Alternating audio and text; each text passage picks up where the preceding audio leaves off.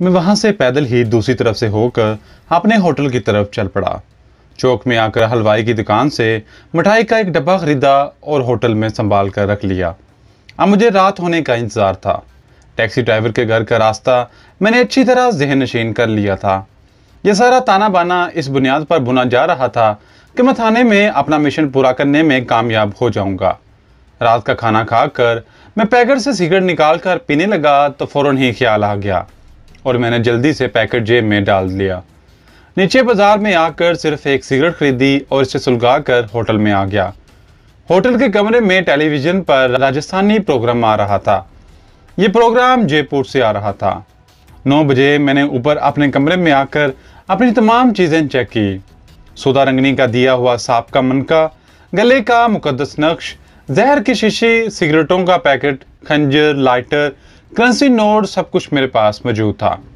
Bathroom में घुसकर मैंने अच्छी तरह गुस्ल किया, कपड़े तब्दील किए, अपनी सारी चीज़ों को एक बार फिर चेक किया। मेरे पास घड़ी नहीं थी।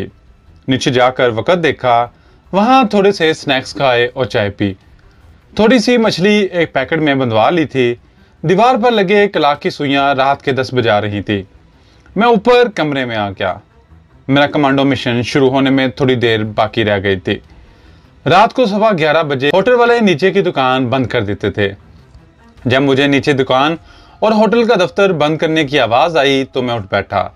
बाथरूम में जाकर चेहरे पर पानी का छींटा मारा, बाहर आकर हर शय को एक बार फिर चेक किया और खिड़की से झांक कर देखा। होटल वाला दुकान बंद करके अपने कमरे में जा चुका था। मेरा कमांडो मिशन शुरू हो गया था। मैं मछली और मिठाई का डब्बा उठाए सीढ़ियां उतरकर बाजार में आ गया। वहां से पैदल ही थाने की तरफ चल दिया। कमांडो मिशन के एहसास ने मेरे अंदर एक नाकाबिले शिकस्त वलवला बेदार कर दिया था। मैं इस वक्त अपनी राह में हायल पहाड़ से भी टकरा कर इसे रिजा रिजा कर सकता था। दूर से पुलिस चौकी के बाहर एक कमजोर सा बल्ब जलता दिखाई दिया। मैंने अपनी रफ्तार तेज कर ली। थाने के दरवाजे का एक पट खुला हुआ था। ये अच्छी बात थी। शहर की सड़कें वीरान और खामोश थीं। कोई मकानों की बत्तियां गुल हो चुकी थी। मैं इत्मीनान से चलता थाने में दाखिल हो गया। क्या देखता हूं कि चौकी इंचार्ज ठाकुर सचदेव शर्मा की जगह कोई दूसरा अधेड़ उम्र थानेदार बैठा रजिस्टर पर झुका ऊँग रहा है। वही 2 सिपाही इस वक्त भी मौजूद थे। हवालात के दरवाजे पर भी एक सिपाही पहरा दे रहा था। हवालात में धीमी रोशनी वाला बल्ब रोशन था। मेरा साथी पाकिस्तानी जासूस ऊँग रहा था। वो मुझे बीमार सा लग रहा था। मैं जाते ही चौंकने की अदाकारी करते हुए पूछा, अरे ठाकुर सचदेव जी कहाँ चले गए? मालूम होता है आज जिनकी ड्यूटी नहीं। मेरा नाम रातन है ठाकुर जी, शर्मा मेरे दोस्त हैं। मैंने नए इंचार्ज को नमस्कार करते हुए हाथ बढ़ाया। इसने उठकर मुझसे हाथ मिलाया। मैंने मिठाई का डब्बा इसके सामने रख दिया और सिपाही से कहा, महाराज सुबह फ़ोन पर मैंने ठाकुर जी से वादा किया था कि इनके बच्चों के लिए मिठाई लाऊंगा। हुआ ये कि मैं सिनेमा देखने चला गया। वहाँ बैठे बैठे अचानक ख्याल आया कि मैंने तो शर्मा जी से मिठाई लाने का वादा किया था। बस फौरन सिनेमा हॉल से उठा और मिठाई लेकर सीधा यहाँ आ गया। सिपाही मुस्कुराने लगे। एक सिपाही ने नए थानेदार से मेरा तारफ़ कराया। मैंने कहा, ठाकुर जी दरअसल ये मिठाई मैं इस खुशी में लाया हूँ कि आपने एक पाकिस्तानी जासूस पकड़ा है। लीजिए आप भी मिठाई खाइए। मैं डब्बा खोलने लगा तो नया थानेदार बोला, ना महाराज ये शर्मा जी के बच्चों के लिए है, हम फिर खा लेंगे आपसे। मैंने मुस्कुराते हुए दिल ही दिल में कहा, प्यारे वो वक़्त कभी नहीं आएगा। मैंने जल्दी से कहा, चलिए आपके लिए मैं सुबह मिठाई ले आऊँगा। अजी हम तो पुलिस कर्मचारियों के दास हैं। एक्साइज में रहते हुए पुलिस से बड़ी दोस्ती हो गई है। कभी आइए ना हमारे प्रांत में भी।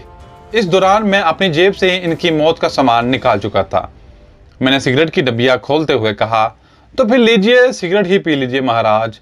आला किस्म के सिगरेटों का पैकेट देकर थानेदार ने अपनी सिगरेट फौरन फेंक दी। मैंने उठकर डब्बिया में से जहरीली सिगरेटें आगे करके एक एक सिगरेट थानेदार और दोनों सिपाहियों को दी। जब मैं मुड़ा तो देखा थानेदार ने माचिस जला ली थी और अपनी सिगरेट सुलगाने के बाद दूसरे सिपाहियों की सिगरेटें सुलगा रहा था।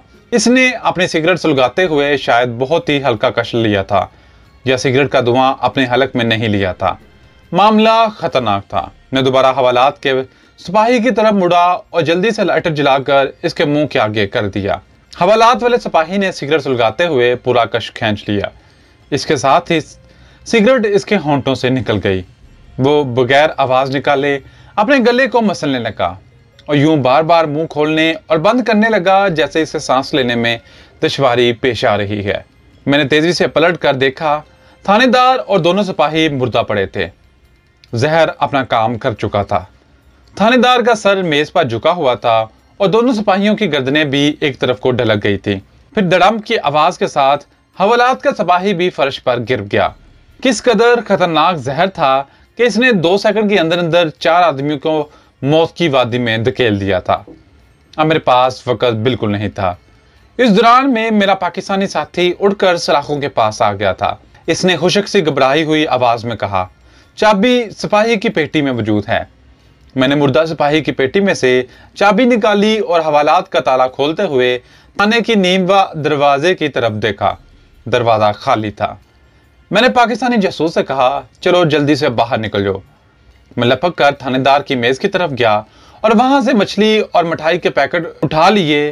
फिर दरवाजे में रुक कर बाहर देखा। बाजार इसी तरह सुनसान पड़ा था।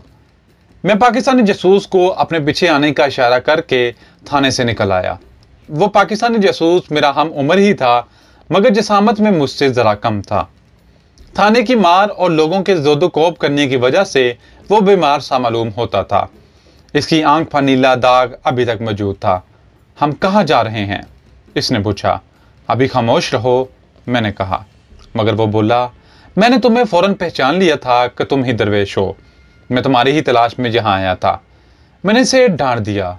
तुम खामोश नहीं रह सकते, अहमक कहीं के। वो चुप हो गया। मुझे खतरा था कि रास्ते में कहीं राउंड लगाता कोई सिपाही ना मिल जाए, लेकिन अब मैंने इसे भी रास्ते से हटा देने का फैसला कर लिया था, क्योंकि अब मैं जासूस की बजाय एक खूनख्वार कमांडो बन चुका था। चौक में हलवाई की दुकान अब तक खुली हुई थी। मैं बाजार के दूसरी तरफ निकल आया। वहां सामने मेरा होटल था जो बंद पड़ा था। फिर भी मैं इससे कुछ फासले से होकर गुजरा। लारियों का अड्डा भी सुनसान पड़ा था। एक जना वो मंदिर था जिसके अकब में टैक्सी ड्राइवर का घर था। मंदिर की अकबी गली में पहुंचते ही ड्राइवर की मकान के बाहर टैक्सी खड़ी नजर आ गई, जिसका रुख सड़क की जानब था। मेरे दिल में ख्याल आया, जब टैक्सी यहाँ मौजूद है तो ड्राइवर को जगाने की क्या जरूरत है, कहीं वो बेचारा हमारे हाथों ना मारा जाए। मैंने अपने साथी से सरगोशी में कहा, हमें ये टैक्सी लेकर जानी है, खामोशी से मेरे पीछे आओ। मैंने करीब जाकर देखा। टैक्सी के दरवाजे मुकफ्फल थे और शीशे चढ़े हुए थे। पुरानी टैक्सी थी। मैंने जेब से खंजर निकाल कर खिड़की के शीशे का रबड़ उखाड़ा और शीशा नीचे कर दिया। फिर अंदर हाथ डालकर दरवाजा खोल दिया। हम दोनों जल्दी से टैक्सी में घुस गए। अब एक दूसरी मुश्किल पेश आई, गाड़ी का इंजन कैसे स्टार्ट करें। मैंने अपने साथी के कान में कहा, नीचे उतरकर इसे धक्का लगाओ। इसने पूरा जोर लगाकर धक्का लगाया तो गाड़ी आहिस्ता आहिस्ता आगे सिरकने लगी। मैं इसे सड़क पर ले आया। अब मैंने इससे कहा, बोनट उठाकर इंजन स्टार्ट करो। इसने ऐसा ही किया। मैंने रेस दी तो इंजन एक गड़गड़ाहट के साथ स्टार्ट हो गया। अगर टैक्सी का ड्राइवर बेदार भी हो जाता तो हमें नहीं पकड़ सकता था। मैंने टैक्सी को गियर से निकालकर पहला गियर लगाया और एक्सीलेटर दबा दिया। मेरा साथी लपक कर मेरे पास आ बैठा था। गाड़ी ने धुआं छोड़ा और वीरान सड़क पर दौड़ने लगी। मैं इस सड़क से शनासा था। यही वो सड़क थी जिससे होकर मैं अहमदाबाद से उदयपुर की लारियों के अड्डे में दाखिल हुआ था। गाड़ी अगरचे पुरानी थी, लेकिन इसका इंजन बड़ी ठीक ठाक हालत में था। मैंने गाड़ी को 70 किलोमीटर फी घंटे की रफ्तार पर छोड़ दिया था। मेरे साथी ने कहा, हम इस सड़क पर महफूज नहीं हैं। अगर टैक्सी वाले की आंख ना भी खुली हो तो थाने में जो हम 3-4 सिपाहियों और थानेदार का खून कर रहे हैं तो छुपा नहीं रह सकता।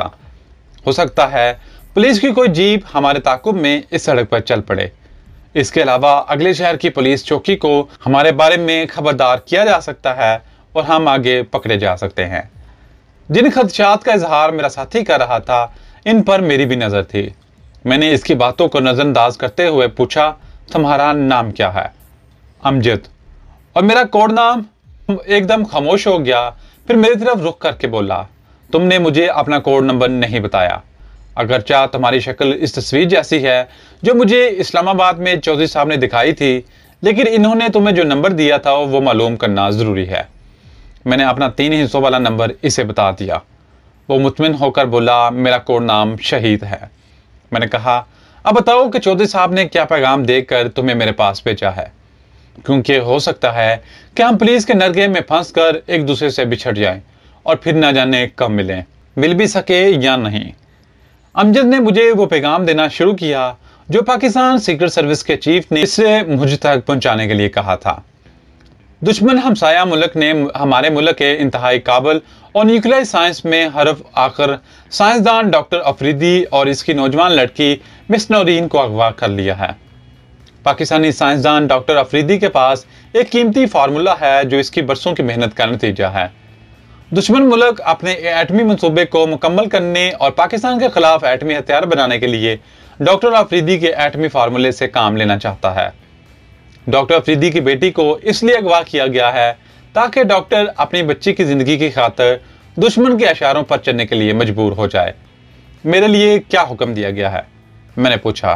तुम्हें यह ड्यूटी सौंपी गई है कि जिस तरह भी हो सके डॉक्टर अफरीदी और इसकी बेटी मिस नौरीन को दुश्मन की कैद से निकाल कर बम्बई शहर में मुकीम एक पाकिस्तानी एजेंट के पास पहुंचा दो। मैंने कहा, दुश्मन मुल्क के जासूस हमारे साइंसदान और इसकी बेटी को अगवा करके ले गए, आप लोग मुंह देखते रह गए। ये सब कुछ एक ऐसी गहरी साजिश के तहत हुआ कि किसी को कानो कान खबर ना हो सकी। बहरहाल ये तुम्हें खुद ही मालूम हो जाएगा। इस वक्त सबसे बड़ा मसला डॉक्टर और इसकी बेटी को दुश्मन की कैद से निकाल कर पाकिस्तानी एजेंट के पास बम्बई पहुंचाने का है, क्योंकि बावर किया जाता है कि डॉक्टर अफरीदी से काम निकालने के बाद दुश्मन इसे इसकी बेटी समेत हला कर डालेंगे।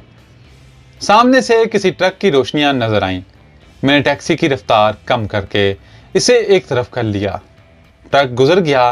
मैंने अमजद से पूछा, क्या कुछ खबर है कि डॉक्टर अफरीदी को किस शहर में और किस जगह ले जाकर कैद में रखा गया है? हाँ, अमजद बोला। हमारी इंटेलिजेंस हमें सिर्फ इतना ही बता सकी है कि अहमदाबाद और बड़ौदा के दरमियान दारावार का एक घना और खतरनाक जंगल है। इस जंगल में दुश्मन ने एक पुराने किले के खंडर में नीचे खुफिया लेबॉर्ट्री कायम कर रखी है। डॉक्टर अफरीदी और उसकी बेटी इसी जेर ज़मीन लेबॉर्ट्री में कैद हैं। वो लेबॉर्ट्री कोई एटमी सेंटर नहीं है और ना ही वहाँ कोई एटमी रिएक्टर लगा हुआ है, लेकिन एटमी प्रोसेस के सिलसिले में इब्तदाई काम वहीं होता है। हमारी इंटेलिजेंस को इससे ज़्यादा कुछ मालूम नहीं हो सका। हमारी टैक्सी वीरान सड़क पर 60 मील फी घंटा की रफ्तार से दौड़ रही थी। मैंने अमजद से बम्बई में मुकीम पाकिस्तानी एजेंट के बारे में दरियाफ्त किया और तो इसने बताया इसकी उम्र 50 वर्ष का दरमियाना, रंग सांवला और बालों में सफ़ेदी है। असल नाम अब्दुल रहमान है, सियालकोट का रहने वाला है। 15 साल से बम्बई में हकीम सुलेमान शाह के नाम से सिडनी रोड पर मतब कर रहा है। इसने शादी नहीं की। इसने अवाम की भलाई के लिए दुकान ही के एक हिस्से में छोटी सी अखबार लाइब्रेरी बना रखी है। इसी दुकान के पीछे इसका मकान है। जहां वो रहता है इसका खुफिया कोड नाम नीला मरवारीदा है। क्या तुम्हें ये सब कुछ याद रहेगा? ये सब कुछ मेरे जहन के कंप्यूटर में महफूज हो चुका था। मैंने कहा। फिर इससे बड़ा अहम सवाल, क्या इसका मसरफ अब क्या रह गया है और वो क्या चाहता है? मुझे तो सिर्फ पैगाम पहुंचाना था, जो पहुंचा दिया। अब आगे तुम्हारा मिशन शुरू होगा। मैं वापस चला जाऊंगा। मैंने कोई जवाब ना दिया क्योंकि मुझे अकबी आईने में पीछे से आती हुई गाड़ियों की रोशनियां नजर आ रही थी। अमजद बेचैनी से बोला, सवाल ये है कि अब हम किस तरफ जा रहे हैं? अब तक तो सिपाहियों के कत्ल और मेरे फरार का इल्म सबको हो चुका होगा और मुमकिन है पुलिस ने हमारा ताकुब शुरू कर दिया होगा। मैंने आहिस्ता से कहा, मेरा ख्याल है ताकुब शुरू हो चुका है। क्या? अमजद ने चौंक कर पीछे देखा। पिछली गाड़ी की रोशनियां काफी करीब आ गई थी। अगर ये पुलिस की गाड़ी है तो हमारे पास तो कोई असला भी नहीं। गाड़ी को इधर वीराने की तरफ मोड़ दो। मैंने आहिस्ता से कहा। अमजद, तुम खामोश रहो और मैं जो कुछ करूं मुझे करने दो। मैंने टैक्सी सड़क से उतार कर एक दरख्त के नीचे खड़ी कर दी और अमजद से कहा, तुरंत बोनट उठाकर ऐसा जाहिर करना शुरू कर दो जैसे इंजन में कोई नुक्स पैदा हो गया है। पिछली गाड़ी करीब आती जा रही थी। अमजद ने ऐसा ही किया। मैं टैक्सी से निकला और झुक कर चलता हुआ गाड़ी से 10 कदम पीछे सड़क के किनारे रेत के एक ढेर के पीछे छुप गया। मुझे यकीन था कि यह पुलिस की गाड़ी है, लेकिन मेरा अंदाज़ा गलत निकला। वो एक फौजी जीप थी जिसमें 2 फौजी सवार थे। जीप मेरे करीब से गुजरकर टैक्सी के करीब रुक गई। जीप में बैठे ही एक फौजी ने बुलंद आवाज में पूछा, क्या बात है जवान, अगर पेट्रोल खत्म हो गया है तो हमसे ले लो। मेरे जहन से आधा बोझ उतर गया। इन फौजियों को हमारे बारे में कुछ इल्म ना था, वरना वो यूं इत्मीनान से हरगिज ना बैठे रहते। अब मेरे जहन में एक नई स्कीम आई। दूसरी जानब से अमजद ने हिंदी में जवाब दिया, महाराज इसका फ्यूल पंप काम नहीं कर रहा, उजाड़ जंगल है, सवारी उतार कर गांव जा रहा था, बस जीप फंस कर रह गया हूँ, ठहरो मैं देखता हूँ। ये कहकर एक फौजी अफसर जीप से उतरकर टैक्सी की तरफ बढ़ा। जीप पर छत नहीं थी। दूसरा फौजी ड्राइविंग सीट पर ही बैठा रहा। मुझे इसका धुंधला सा खाका नजर आ रहा था। वो बिल्कुल अटेंशन बैठा था। इससे मालूम हुआ कि इसका साथी कोई अफसर है। इतने में अमजद की आवाज आई, महाराज गाड़ी के इंजन में अब दम नहीं रहा, आप क्लैश में पड़े, मैं खुद ही मरम्मत कर लूंगा। मैं अपनी स्कीम को अमली जामा पहनाने के लिए तैयार हो गया। मुझे इनमें से एक फौजी की वर्दी, पिस्तौल और जीप की जरूरत थी, क्योंकि टैक्सी हमारे जुर्म का सबसे बड़ा सबूत था और हम किसी वक्त भी पकड़े जा सकते थे। मैं टीले के अकब से निकलकर